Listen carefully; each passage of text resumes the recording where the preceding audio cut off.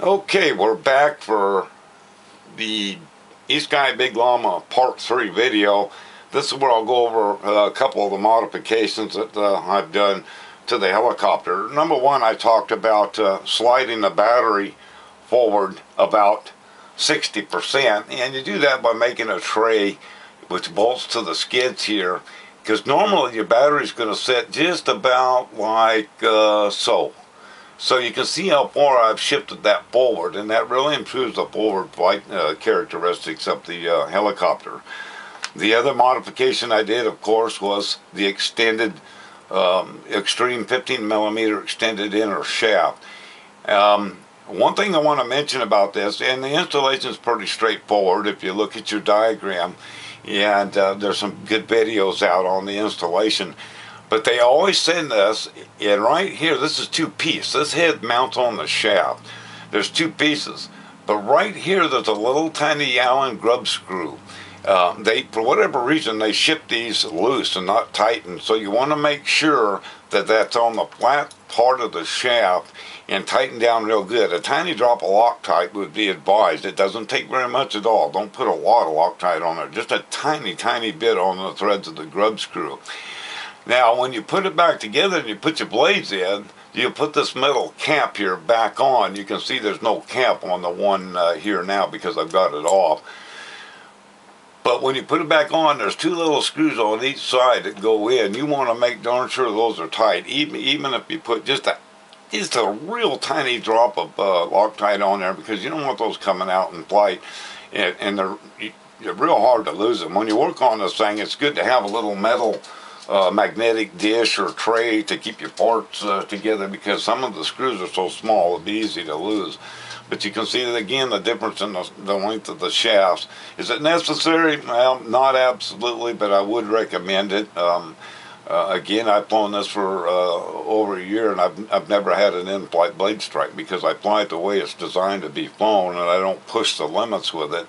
Now, with your blades, again, remember, they're marked A blades and then B blades. A blades on top, B blades on the bottom. And I always keep several sets of blades on hand. They're very inexpensive. And I keep 4 or 5 sets of blades on hand. I don't change them out very often anymore, but, you know, if I do dump it over or something like that, a few times I will change the blades out, because even though they don't show wear, they will, wear. Another thing I'd like to point out on the extended inner shaft is this purple bearing here. ThinkRC.com carries these, among other sites. The stock one, the bearing has a plastic housing, and it does not fit well and precise on the over the outer shaft, and so there's a little bit of wobble, and that causes vibration. Once you replace it with the metal bearing housing, it will take all that vibration out. This is a must-do add-on along with the extended inner shaft, that bearing there. There are some extreme gears you can add. I've added the lower one. It's white. It has fins on it. It acts like a fan, and it draws air up towards the motors and the servos and stuff. Kind of draws some cool air up in there.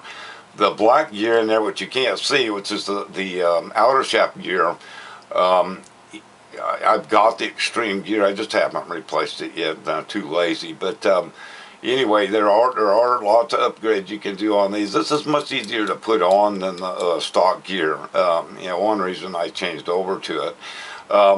So again, the other thing I wanted to cover was the antenna.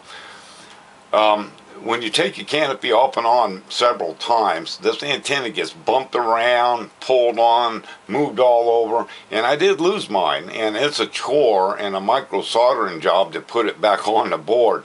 And there's a certain specific length, and it's a bell, several stranded wire, bell type, and I can't remember how many millimeters it is offhand. But what I did to prevent any future accidents is I took a little bit of black silicone, and I went around the antenna after I put it on there and siliconed it to the front of the receiver there, and that holds the antenna in place and keeps it from being yanked out and moved around. You know, I can move it around now, and it's just moving at the silicone point. It's not moving on the board, and it's not going to come out. But again, these are stock motors. I've had them in there for a year, and they're still functioning fine. Another thing I did was I adjusted my linkage where I could, I got a little, it's off now because the radio's off, but I adjusted my swash plate where it has a little forward tilt. And that along with the battery mod, shifting the battery forward, gives you much better forward flight capabilities. And I also added a little bit of weight here in the nose. You can experiment with that, see what works best for you. Modeling clay works really good for that because it's easy to remove and add to and what have you. The fly bars, they're pretty forgiving. You'll bend them when you crash. I find most of the time if you bend it back fairly straight by eyeball, this is not exactly straight, but the helicopter flies perfect. They're pretty forgiving.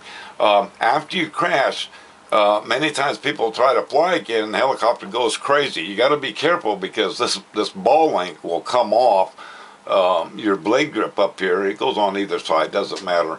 And make sure that's snapped on tight, because if you don't, it's going to, the helicopter's going to spaz out on you and flip over on the side, and it's definitely not going to fly without the counterbalancing of the fly bar and its weights. So it's pretty basic helicopter. Like I say, the few mods, the extended inner shaft.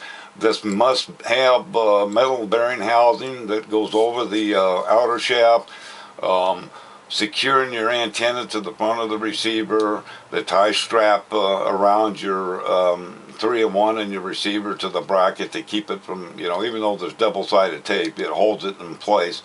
And the modifications to the gears, you can get the extreme gears, which are a little bit better. Another thing you want to do is just keep an eye on things and check everything over. Make sure after several, 8, 9, 10 flights, make sure everything's tight, nothing's backed off. And I'd say as far as the tri-flow lube, a drop here and a drop on the top of your swash plate. And if you look a little closer, you can see where the bearing is right here, the upper bearing, and the bottom bearing is kind of hard to get to unless you have the gears off. And just a tiny, tiny bit on your motor bushings. And I'd say I do that about every, I don't know, probably every 10 flights, 10 battery packs. I don't always pull the fuselage off to do that. But anyway, that's pretty basic helicopter. And again, it's a great trainer. It flies well. In the year I've had it, I've not broken the fuselage at all. I know some of you have. It just depends on how hard you crash and what have you. I fly over a large grassy area, so I try to avoid concrete areas with all my helis. They just don't like fast-moving helis contacting the concrete, like that. So anyway, that's a little more in-depth look. If you have any questions, feel free to private message me on the forum here, RC Discuss, and I'll be happy to answer your questions. But that's it for the Big Llama. It's a great beginner's ship 4-channel coaxial. If you're interested, give it a try. You can't go wrong, really. It's a good stepping stone before moving up the fixed pitch, then of course on up the ladder to collective pitch and CCPM helicopters. So there you go, the eSky Big Llama Part 2. I may come back again with another video explaining some of the stuff. We'll see how that goes on more modifications and stuff as I go. But that's the basics, and thanks again for watching.